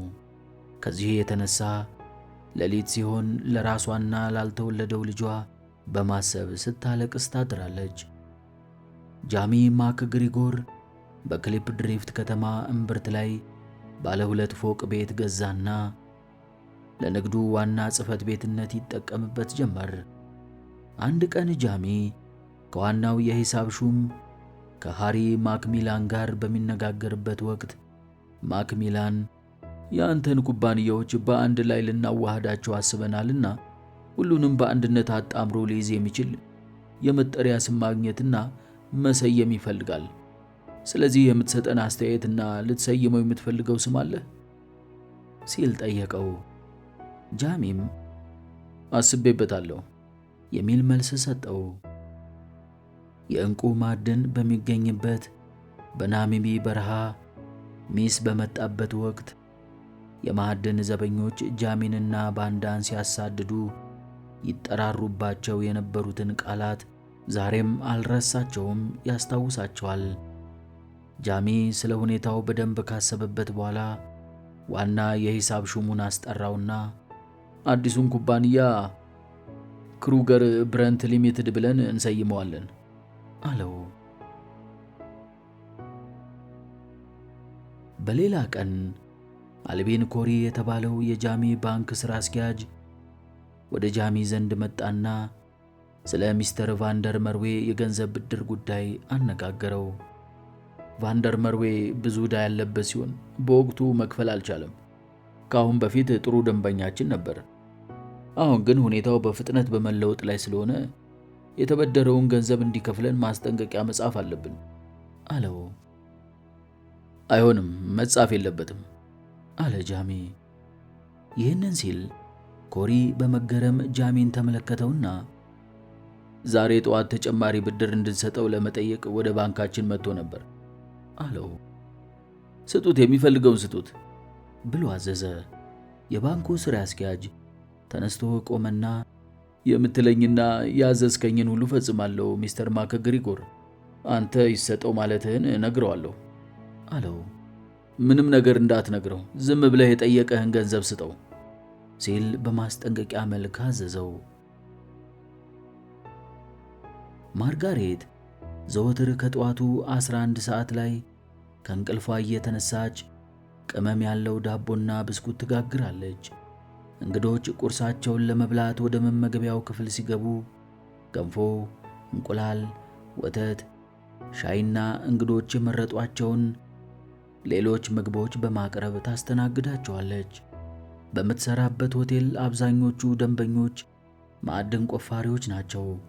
ማዕድን ቆፋሪዎቹ በዚች ከተማ የሚቆዩት ያገኟቸውን ዕንቁዎች ለመሸጥ፣ ሰውነታቸውን ለመታጠብ፣ ልብሳቸውን ለማጽዳት፣ ለመዝናናት፣ መጠጥ ለመጠጣትና በከተማዋ ውስጥ ያሉትን ሴተኛ ዳሪዎች ለመጎብኘት ነው። ሰዎቹ በከተማው ውስጥ በሚቆዩበት ጊዜ ያልተማሩና ያልሰለጠኑ ከመሆናቸው የተነሳ በጀብደኝነት ከሥነ ሥርዓት ውጪ የሆኑ ተግባሮችን ይፈጽማሉ። በክሊፕ ድሪፍት አንድ በጽሑፍ ያልሰፈረ ሆኖም ነዋሪዎቹ ሁሉ ተቀብለውት ተግባራዊ የሚያደርጉት ልማዳዊ ሕግ አለ። ይኸውም ቆንጆ ሴቶችን ያለ ፍላጎታቸው መነዝነዝ፣ ማበሳጨትና ማንገላታት ክልክል ነው የሚለው ነው። አንድ ሰው ወሲብ ለማድረግ ከፈለገ ወደ ሴተኛ አዳሪዎች ዘንድ መሄድ የተለመደ ነው። ማርጋሬት ቫንደር መርዌ ግን በዚህ በኩል የሚመጡባትን አትቀበልም።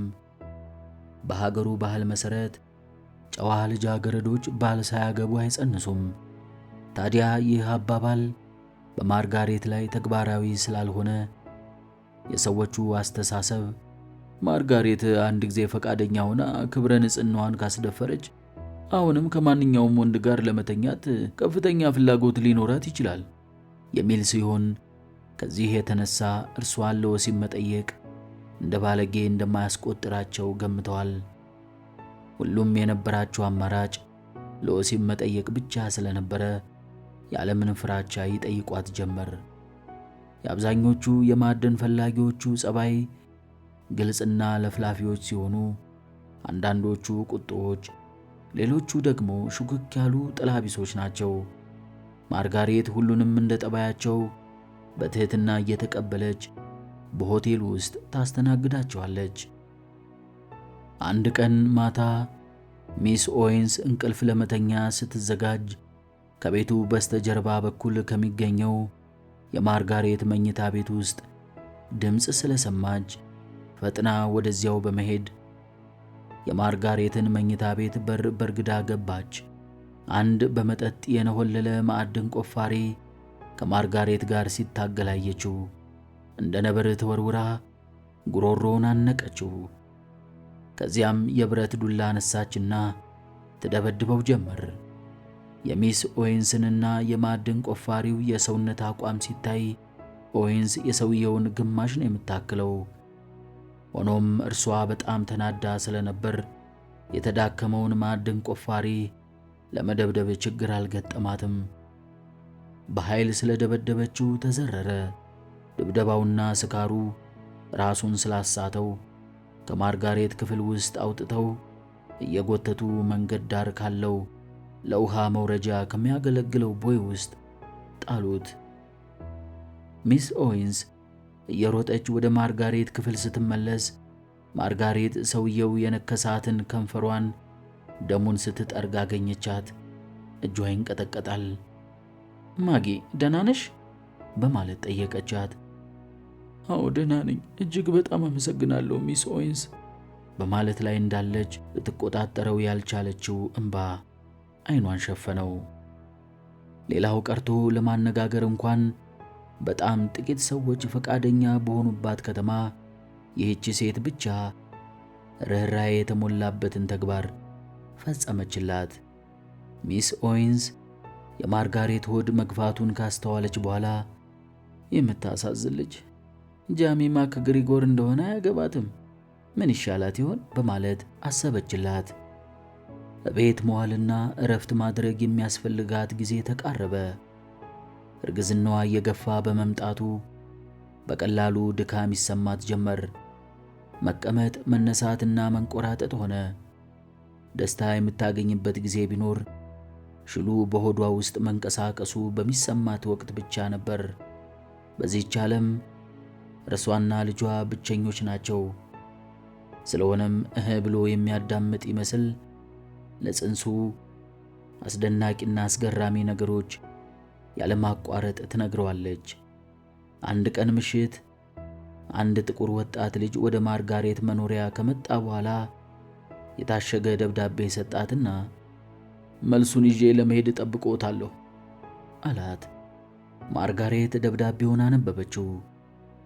እንደገና በዝግታ ደግማ አነበበችውና ደብዳቤውን ይዞ ለመጣው ልጅ እሺ የሚል መልስ በመስጠት አሰናበተችው።